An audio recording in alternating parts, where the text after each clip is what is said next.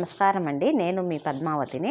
Welcome to southern స్లర్. ఈరోజు నేను చేయబోయే రెసిపీ పేరు అవియల్. దానికి కావాల్సిన పదార్థాలు ఇప్పుడు చూద్దాం.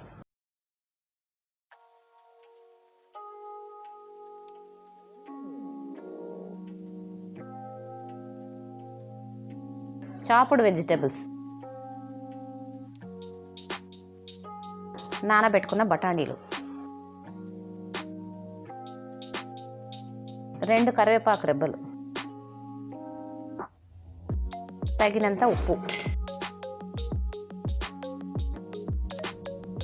సగం కప్పు పెరుగు, ఒక ఫుల్ కొబ్బరికాయ తరిగి పెట్టుకున్నాను, 12 పచ్చిమిరపకాయలు, 1.5 టీ స్పూన్ జీలకర్ర, కొబ్బరి నూనె. ఈ రెసిపీ చూడబోయే ముందు నా ఛానల్ని సబ్స్క్రైబ్ చేయని వాళ్ళు సబ్స్క్రైబ్ చేసుకోండి, బెల్ ఐకాన్ క్లిక్ కొట్టండి, సో దట్ వీడియో అప్డేట్స్ వస్తాయి. ముందుగా కుక్కర్ పెట్టుకొని అందులో కొన్ని నీళ్లు పోస్తున్నాం. ఇప్పుడు తరిగిన వెజిటేబుల్స్ అన్నీ కడిగి అందులో వేసేసుకోవాలి.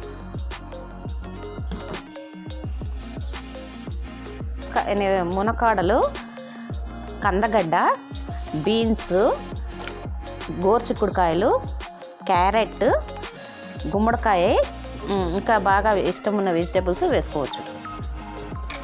కొద్దిగా నీళ్లు పోస్తున్నాను. ముందు కొంచెం పోసాము, ఇప్పుడు ఇంకొంచెం పోస్తున్నాను. ఇది ముక్కలు ఉడకడానికి.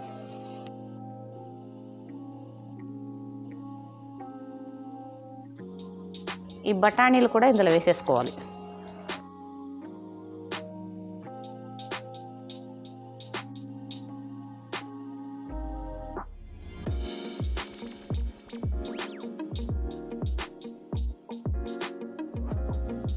తగినంత ఉప్పు వేసుకొని కుక్కర్ మూత పెట్టేస్తున్నాను.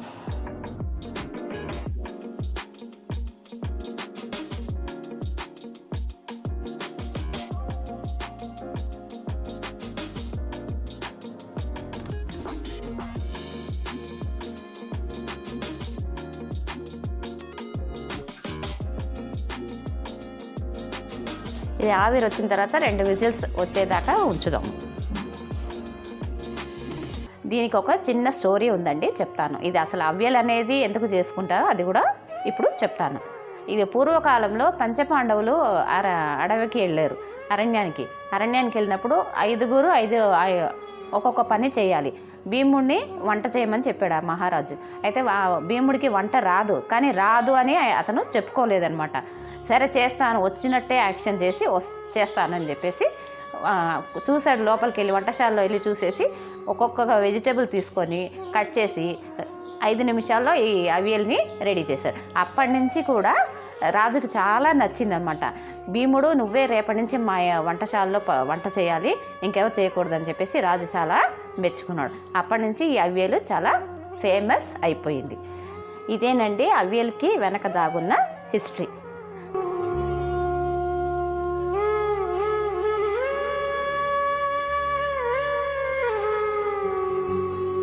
రెండు విజిల్స్ వచ్చేసాయి, కుక్కర్ ఆఫ్ చేసేసాను.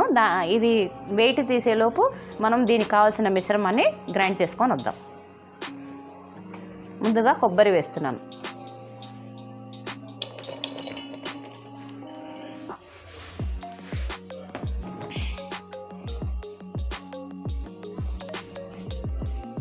పచ్చిమిరపకాయలు వేస్తున్నాను. 12 వేసుకోవచ్చండి, కారం బాగా ఉండాలి. కొబ్బరి చాలా ఉంది కాబట్టి మంచిగా కారం ఉంటే బాగుంటుంది. జీలకర్ర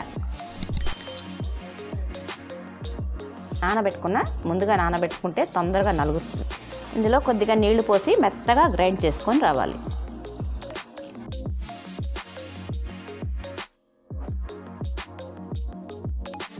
మసాలా బాగా నలిగిపోయింది, మెత్తగా గ్రైండ్ అయింది. ఇది ఇప్పుడు ఆ వెజిటేబుల్స్లో వేసి ఉడకబెడదాం.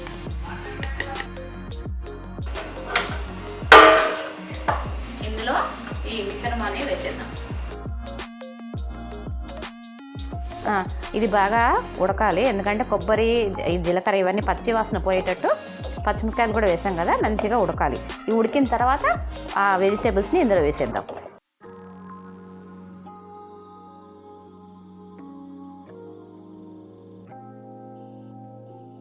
ఇది బాగా ఉడికిపోయింది.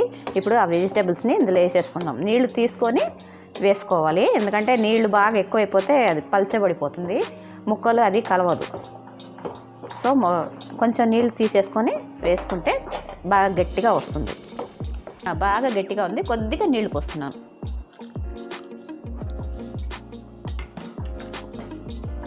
దీనికి స్పెషల్ ఏంటంటే కొబ్బరి నూనెనే వేయాలి దీంట్లో. చాలా మంచి వాసన బాగుంటుంది. ఎక్కువ కలపకూడదు, ముక్కలన్నీ మెత్తబడిపోతాయి.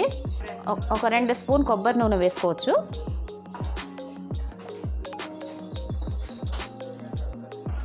నాకు మంచి వాసన వస్తుంది, ఇప్పుడే తినేయాలి అనిపిస్తుంది. చాలా బాగా వాసన వస్తుంది. వేడి వేడి అవియల్ రెడీ. కరివేపాకు రెబ్బలు వేస్తున్నాను.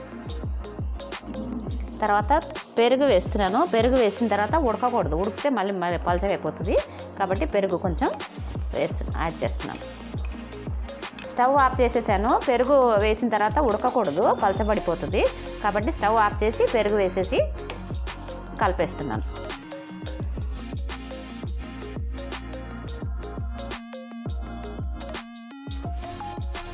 చూశారు కదండి ఈ వీడియో.